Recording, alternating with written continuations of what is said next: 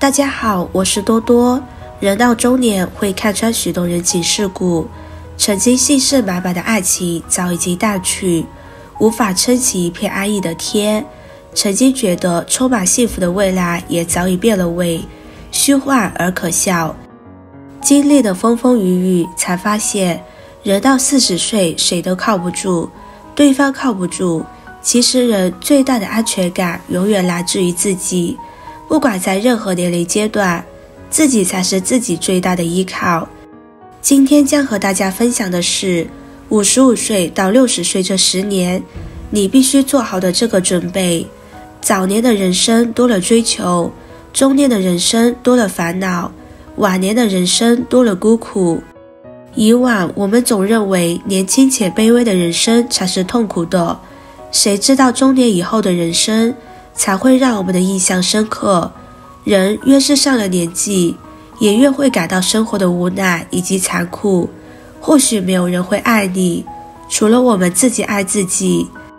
在这个越发苍白的世界里面，相信60岁对于中年以及晚年的感受会特别刻骨铭心。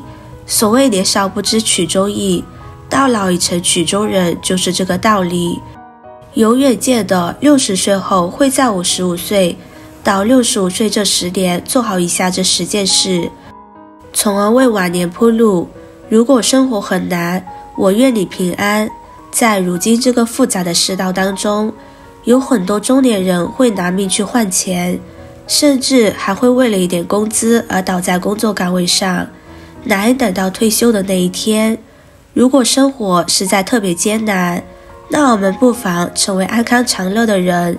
人到老年，少生点气，多点微笑，少点忧伤；多点欢乐，少点冷漠；多点善良，少点抱怨；多点理解，少点贪婪；多点知足，少点较真；有点糊涂。好心情始于好心态。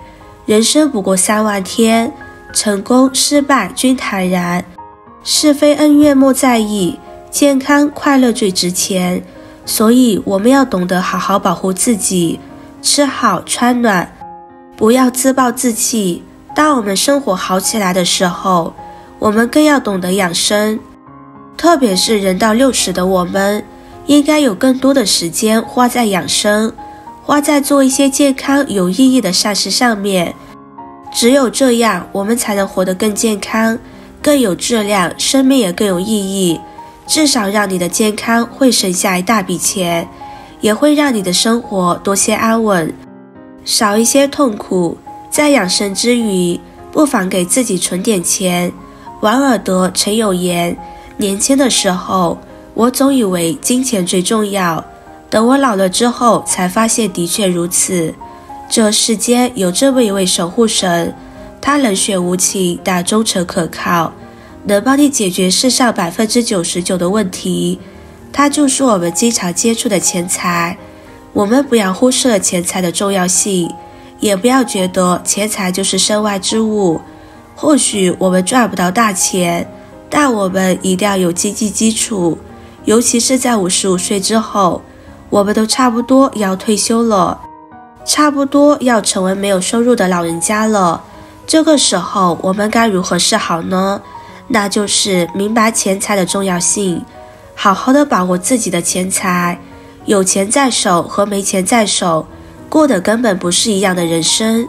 在生活中，你的孩子有可能会背叛你，你的朋友有可能会算计你，但你的钱财会陪伴在你的身边，一直守护你的余生。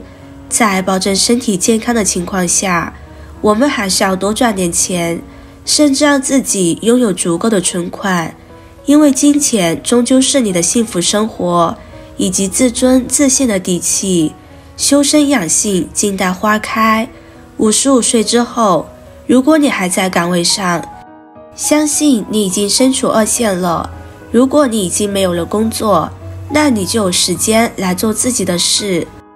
无论是有工作也好，还是没工作也罢，我们都需要做到修身养性，把自己的性情养好，提高个人的境界水平，从而达到身心健康的目的。在日常生活中，为何我们年纪越大，身心越不健康呢？其实不健康的根源就在于我们没有做到修身养性，而是过分放纵自己的行为。有些人欲念滔天，差不多退休了还不择手段，那他的生活能过得好吗？有些人透支精力，明知道有些事情做多了不对，可他还是坚持去做，如此不就是自讨苦吃吗？人活着就是一个静德修业的过程，有修养了，我们的格局就大了；有德行了，我们自然就身心健康了。有钱的时候把生活过好，没钱的时候把心情过好。你的好心情终究是你迎接曙光的开始。所谓心若向阳，无畏悲伤，就是这么个道理。人修身养性的目的，就是为了拥有积极的心态。或许人到晚年，比拼的并不是物质那么简单，还有人之心态。宁缺毋滥，一金求精。所谓朋友遍天下，不如身边知己两三人。你朋友再多，如果他们与你关系一般，那也没有什么作用。反之，你的知己挚友才是你最珍惜的人。宁可把真心放在值得的人身上，也不要把精力花在没必要的陌生人当中。要知道，把真心喂给白眼狼那是愚笨，而把真心寄托给自己的挚友，那才是我们的眼光。远离亲疏，疏远贤人。在中国社会，和我们交往最多的应该就是我们的亲戚了。说到亲戚，就想起一句话：熟悉的陌生人。如果是陌生人还好，至少我们双方之间没有任何的利益冲突和矛盾，可以相互之间平等交往，该利益就利益，该情分就情分。但是如果说这个陌生人他和你有一定的关系，那么他将会和你产生过多的矛盾，甚至别人还会用情分来绑架你，以谋取他们的利益。对于这些人，我们继续头痛也是无能为力的。奔六的60后，终究要学会狠心做人。这里的狠心是对毫无感情的亲戚狠心，是对见不得我们好的烂人狠心，更是对害我们的人狠心。别认为狠心做人就是绝情的行为，有些时候我们的狠心是为了守护自己安稳的生活，不让它受到一丝一毫的影响。珍惜家人，将心比心。人到晚年，到底谁比较亲呢？要么就是伴侣，要么就是我们的孩子。尤其是伴侣，那是陪伴我们继续走上去的人生战友。可以说，伴侣比一般的亲人还要重要。跟爱我们的人相处，我们只需要坚持4个字的原则就好，那便是将心比心。你对家人的好，终究会让你的晚年福气满满，温馨永伴，自尊独立，不再依附。人总有个观念，那就是养儿防老。其实我们真的不能总是期待养儿防老，并不是说它没有效果，而是说它靠不住。你的孩子有钱有孝心，自然可以养儿防老。反之，如果孩子没有钱也没有孝心，那我们又能怎么办呢？一句话，谁都靠不住。与其靠别人，不如靠自己，富养自己，享受生活。人活一世，草长一秋。